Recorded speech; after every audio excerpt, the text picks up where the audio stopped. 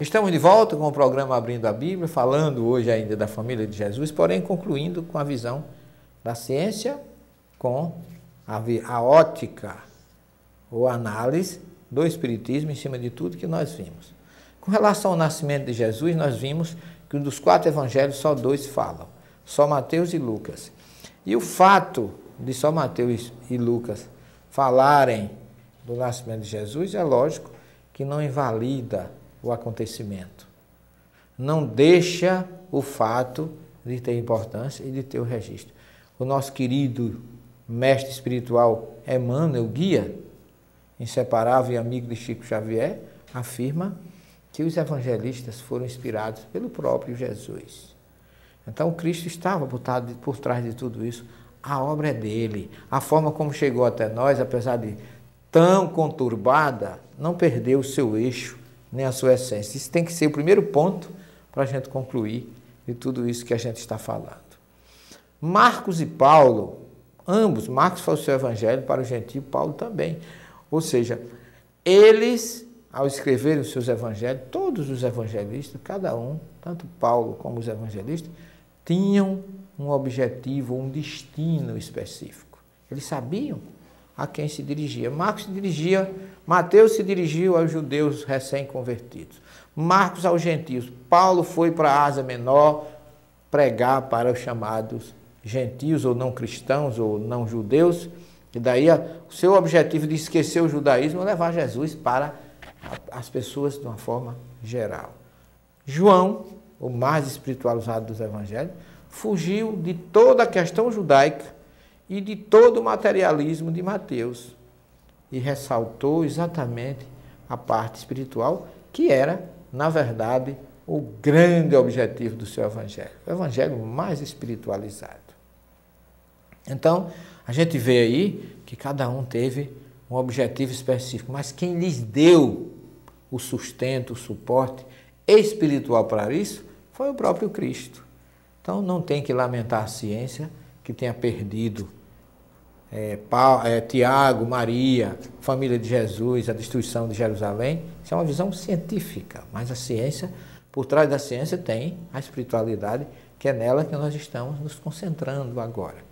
E aí, por exemplo, a virgindade de Maria, que é uma questão tão discutida, nós temos plena certeza que ela é espiritual.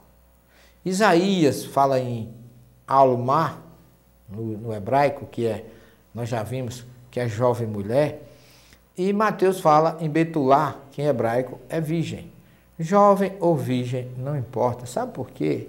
Porque quando Maria foi prometida a José, ela tinha 12 anos, era uma criança.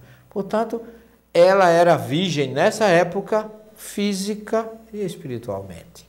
Portanto, a virgindade dela é espiritual, mas no momento da promessa eram os dois, era espiritual e era material. Depois que ela vai habitar com José, a gente sabe que a virgindade passou a ser só espiritual.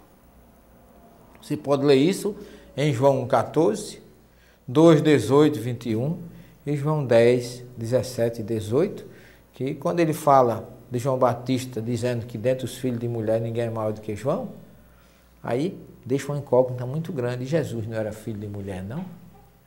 Então, nós já vimos isso nos programas anteriores, quando a gente fala do Evangelho dos Ebionitas.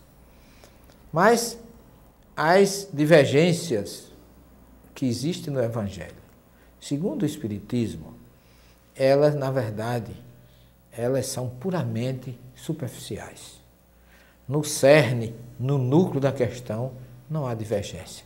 Kardec não entrou nesses detalhes.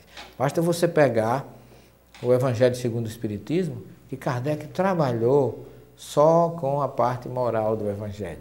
Ele não se preocupou com a parte das divergências. Ele não falou no Evangelho segundo o Espiritismo, não falou de parábolas, não falou de dogmas da igreja, não falou de ensinamentos esotéricos de Jesus, não. Ele falou do seu ensino moral, que este é o verdadeiro objetivo do Evangelho de Jesus, o ensino moral. Se o mundo se reformar moralmente, acaba-se os seus problemas. E Kardec ainda falava que a Bíblia não contém erros. A gente é que se equivoca ao interpretá-lo. Está isso na questão 59 do Livro dos Espíritos. Então, Kardec, como nós já vimos, escolhe no Evangelho o ensino moral. E se a gente for analisar as divergências que muita gente fala no Evangelho, a gente vai ver que é só de interpretação, é só de conhecimento. À medida que a gente vai analisando, estudando e se aprofundando, a gente vai vendo que não existe. Eu tenho mais ou menos 46 anos de estudos bíblicos.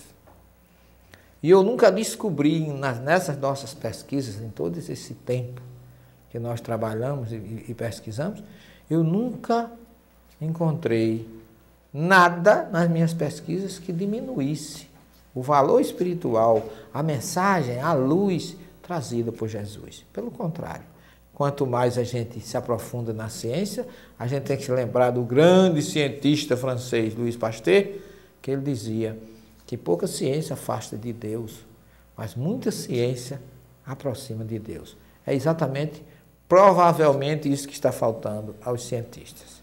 Ainda são dotados, lamentavelmente, de pouca ciência, porque a ciência, à medida que for trabalhando, a física quântica e outros ramos da ciência, estão provando matematicamente a existência do perispírito e do espírito. Mas isso é outra história.